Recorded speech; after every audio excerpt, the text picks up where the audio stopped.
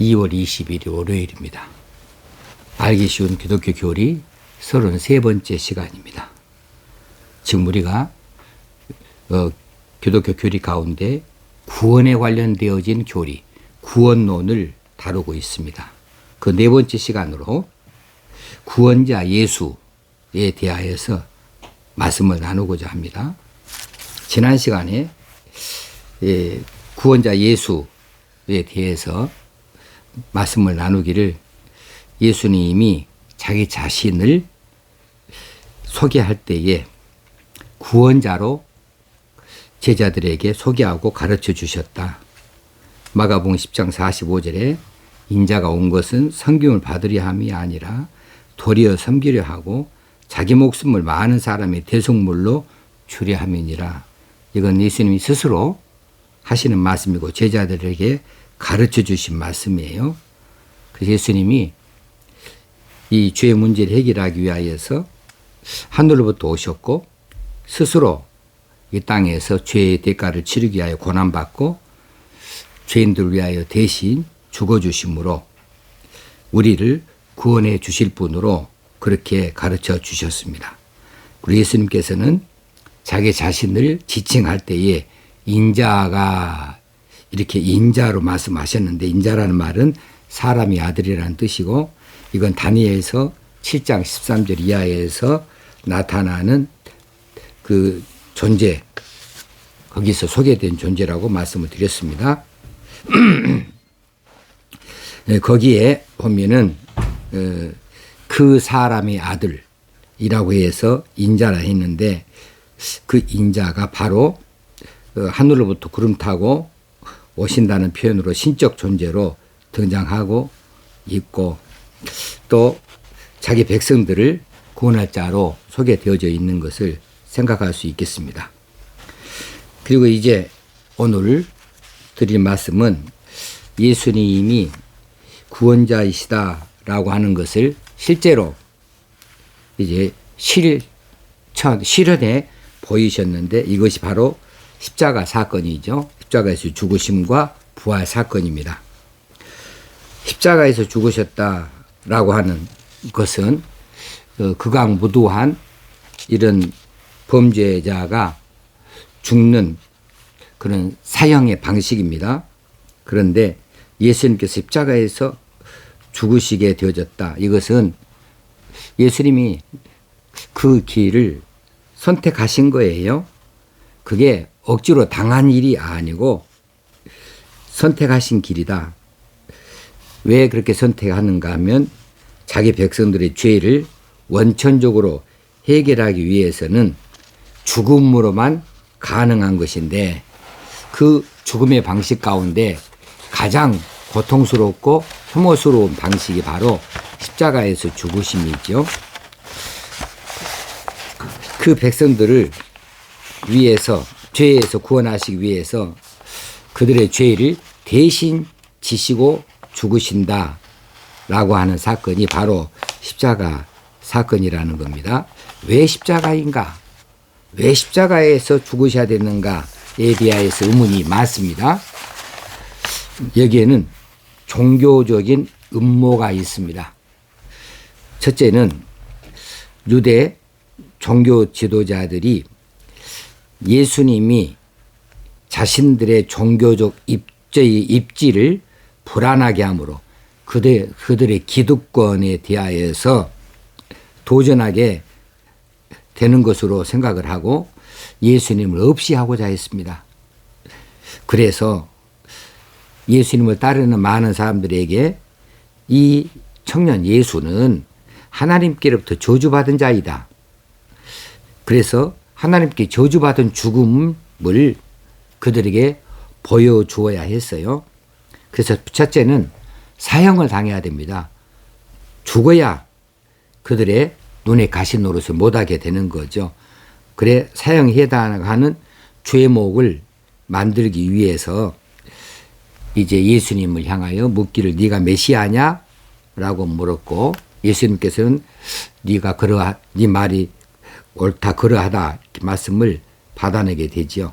그런데 당시에 유대인들에게 있어서는 메시아라고 하는 이 말은 곧 왕이라고 하는 말과 같은 격으로 쳐지게 되어져서 그들은 이 말을 근거로 해서 로마에 대한 반역죄로 십자가형으로 몰아갈 수 있게 되어진 것입니다. 십자가형을 당해야 된다. 십자가에 못 박으셔서 하고 기어이 같은 죽음이라도 십자가에서 죽이도록 그렇게 하는 것은 고통스럽게 하는 것도 하나의 목적이 되겠지만은 가장 큰 목적은 나무에 달려 죽은 자는 하나님께 저주받은 자라고 하는 신명기 21장 23절의 말씀을 적용시켜서 예수님을 따르는 자들에게 예수님이 하나님께로부터 저주받은 자라고 하는 그런 것을 보여주고자, 그래서 예수님에 대해서 환멸을 갖게 하고자 해서 기어이 십자가에 죽도록 한 겁니다. 당시 십자가는 나무로 만들어져 있었지요. 그래서 십자가에서 달려 죽었다 이 말은 나무에 달려 죽었다고 하는 것과 같은 이야기죠. 그럼 나무에 달려 죽은 자는 어쩐다고요? 신명기에 하나님께 저주받은 자가 나무에 달려 죽은 자라 이렇게 기록이 되어져 있어서 예수님이 결국은 십자가에서 죽으셔야 하나님께로부터 저주받은 자라고, 그래서 저주받은 죽음을 갖도록 하기 위해서 그들은 예수님을 향하여 메시아, 그리고 또 이 빌라도에게는 십자가에 못 박도록 그렇게 강청을 하게 된 것이지요. 자, 그렇게 해서 예수님이 십자가에서 못 박혀서 돌아가시게 되었습니다. 그런데 빌라도가 예수님을 신문할 때에 유죄 판결을 하도록 유대 지도자들 그리고 유대 군중들이 빌라도에게 압력을 넣습니다. 저희가 소리 지르되 없이 하소서 저를 십자가에 못 박게 하소서. 빌라도가 그래서 말합니다. 내가 너희 왕을 십자가에 못 박으랴? 이건 빌라도가 유대 지도자들에게 하는 질문입니다. 그리고 군중들도 그 이야기를 다 듣는 자리이죠. 내가 너희 왕을 십자가에 못 박으랴? 이랬을 때에 대제사장들이 대답합니다. 가이사 외에는 우리에게 왕이 없나이다. 이건 대제사장은 백성들의 종교적인 대표자예요.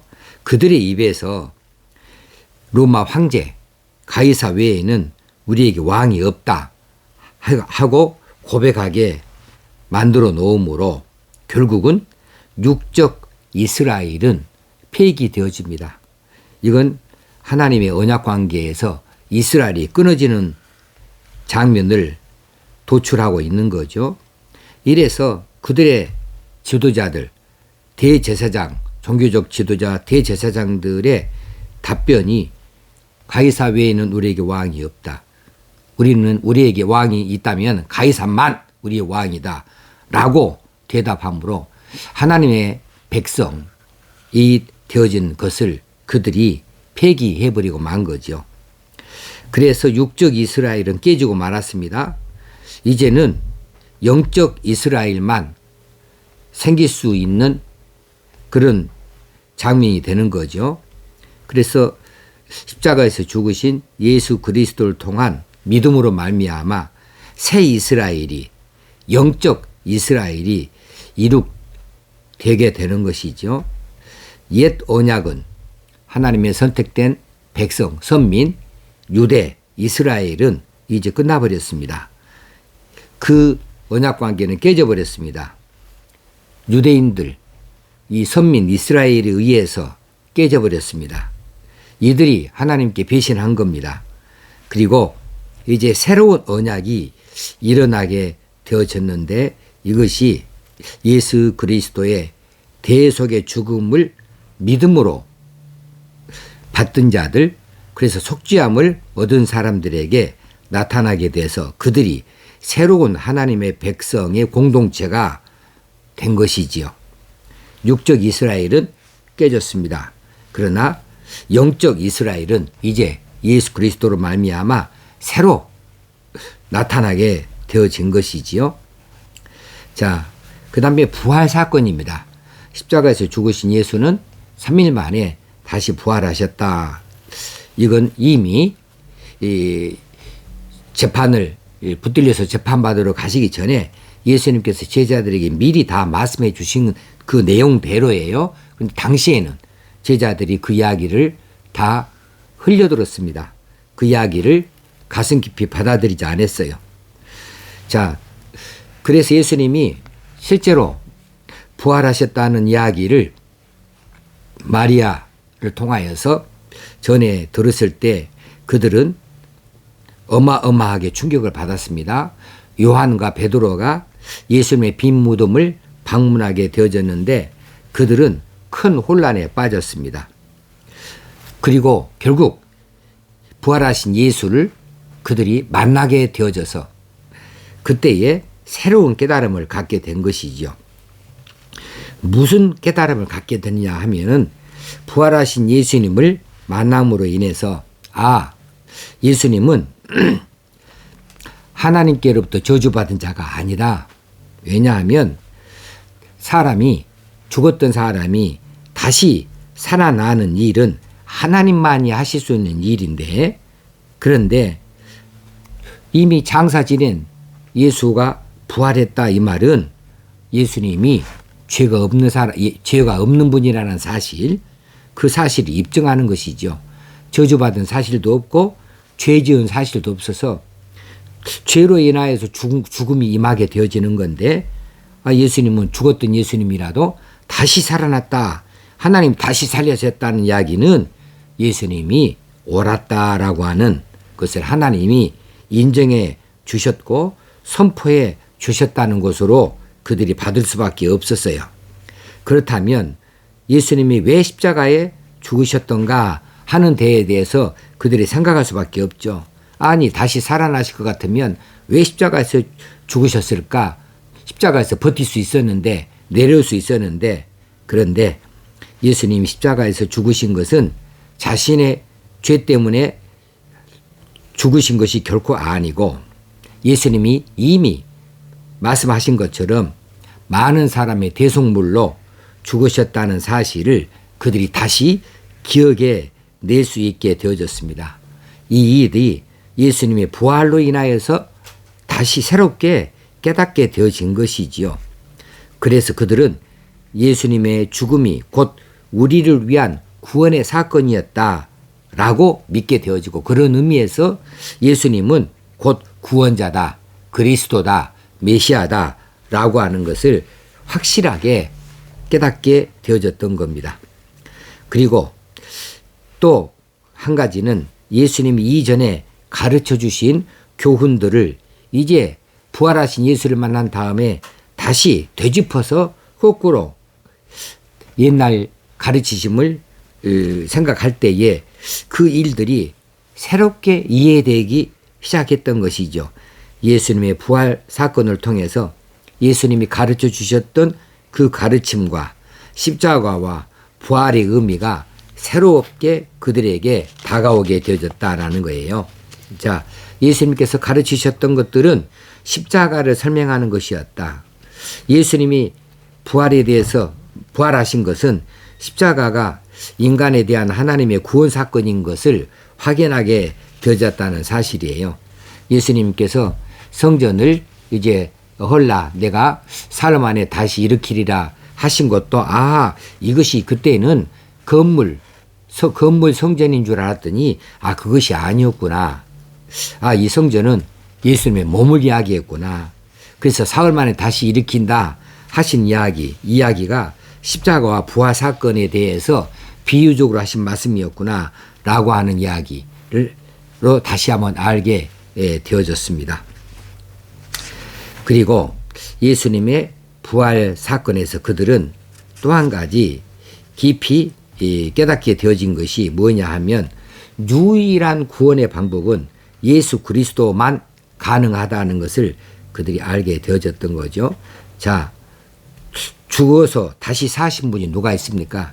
죽어서 다시 살아난 사람은 예수님이 살리신 이런 이들밖에 없죠. 그러나 그들도 나사로를 비롯해서 그들도 이제 그들의 지상 생애를 다 하면 죽고 마는 것인데, 예수님은 죽으셨다가 부활하셨고 죽으심이 없어요. 그리고 승천하신 것이죠. 이렇게 죽었다가 다시 살아나신, 궁극적으로 다시 살아났다고 이야기할 수 있는 분은 예수님밖에 없더라는 것이죠.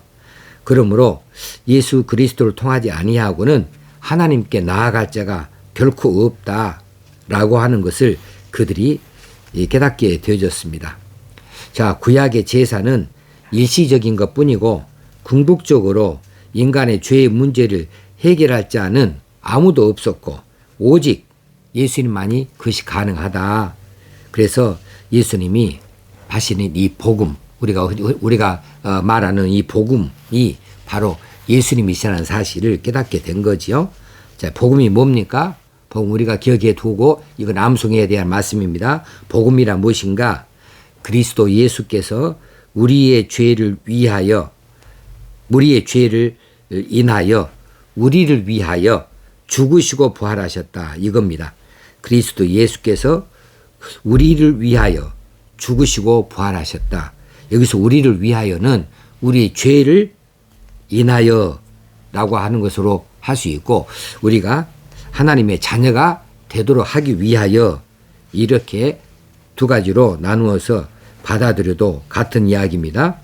그리스도 예수께서 우리를 위하여 십자가에서 죽으시고 부활하셨다. 이것이 바로 복음입니다. 예수님 외에는 세상이 그 어떤 것도 우리의 죄의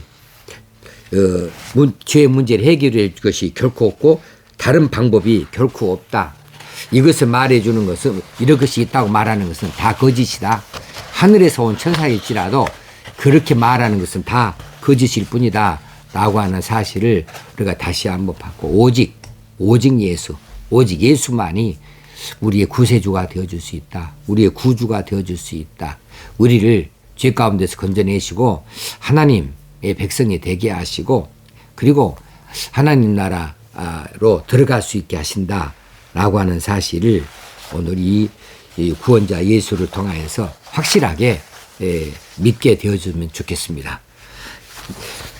오늘 하루도 이 굳건한 믿음을 가지고 더욱 기도와 말씀과 찬송의 경건 생활을 이어갈 수 있으면 좋겠습니다. 감사합니다.